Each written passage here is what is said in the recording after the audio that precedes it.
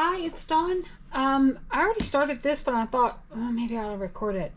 I've got a piece of watercolor paper. It's a Strathmore 400 series. It's not 100% watercolor. It's 100% cotton, rather. It's cellulose, but it's still a good thickness, and it's 11 by 15. And what I'm going to do today is make an oversized vintage stamp, like a flag with USA and then denomination down here in the corner. And what I'm going to do is throw it into time lapse because I've got this is an idea that's in my head, and I just started sketching out the flag, and I thought maybe I'll throw this into time lapse and let this video may never see the light of day, but you never know, it might turn out exactly like you hoped, and so we're just gonna see what we get. So come along.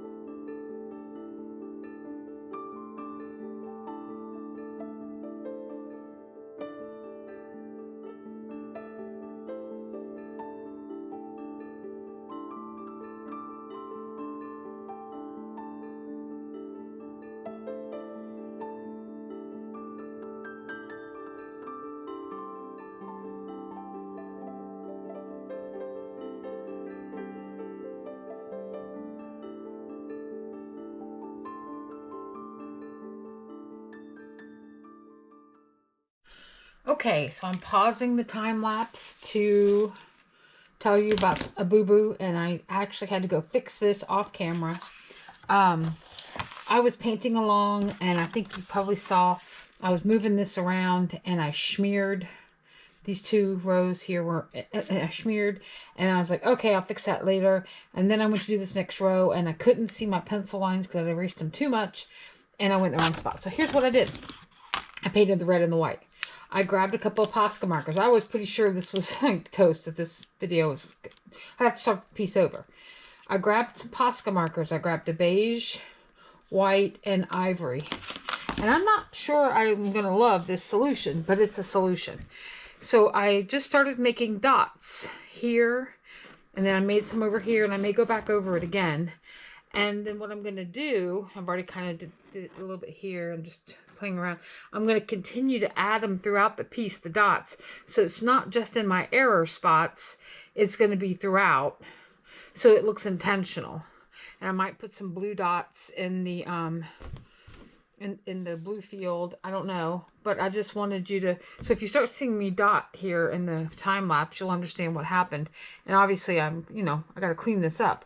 But this is my insert of what's she doing? Because it's going to look weird. Anyway, back to the time lapse.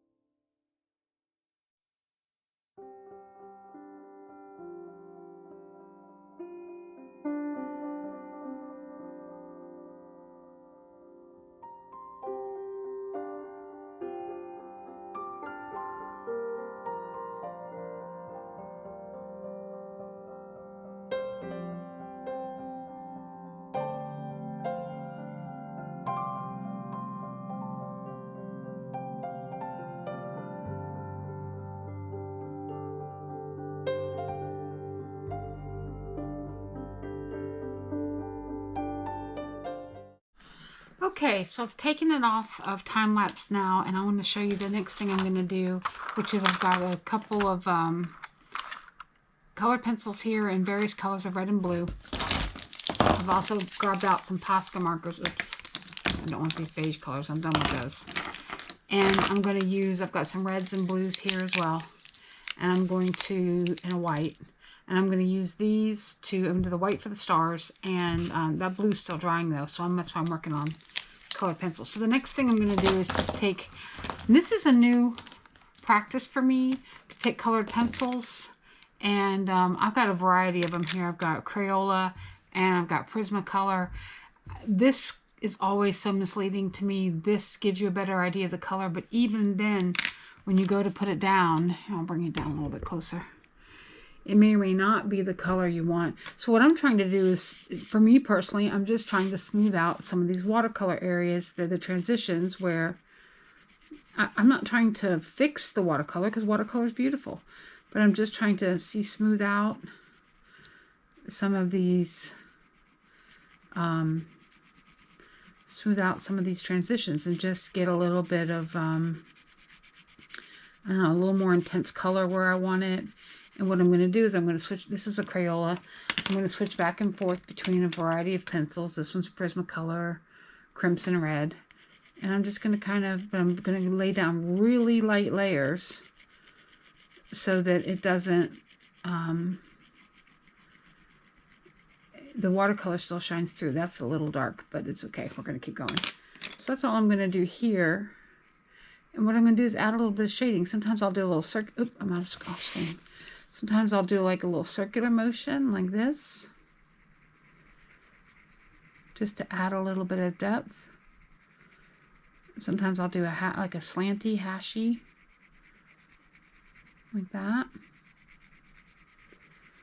And this is just what I like to do, you know, do you. But that's what I'm going to work on next.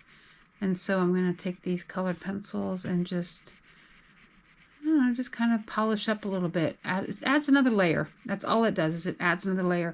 And then my third and final layer will be, I'll come back and I'll do some tiny dotting of these red poscas and then the blue as well, to add a little more depth and dimension to the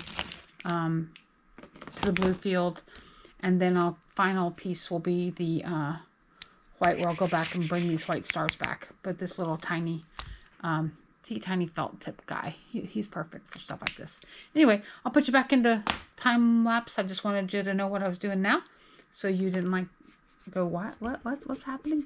It's just a personal preference. I like the layers for the depth, and I like how it looks at the end. It's kind of new, but it's fun. Okay.